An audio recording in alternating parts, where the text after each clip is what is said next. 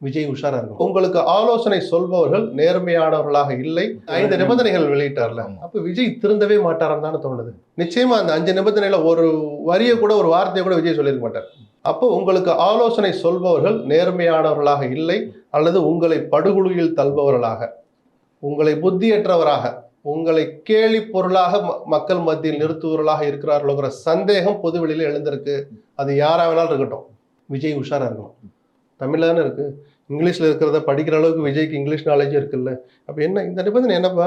Trump வந்தா கூட இப்படி எல்லாம் சொல்ல மாட்டாங்களே. மோடி இங்க பல தடவை வந்திருக்கிறாரு, இந்தியாவிலே பல நகரங்களுக்கு போயிருக்கார், அவர் வெளிநாடுகளுக்கு போனா கூட இவ்வளவு பெரிய கண்டிஷன்லாம் போட்டது இல்லையா? அப்ப நமக்கு எதுக்கு இதுன்னு விஜய் கேட்டிருக்கணுமா கூடாது? அது ஒரு, அதாவது நிபந்தனைன்னு விஜயினுடைய உயிரும் உடலும் பாதுகாக்கப்படணுங்கிறதுல யாருக்கும் மாறுபட்ட கருத்து இல்லை.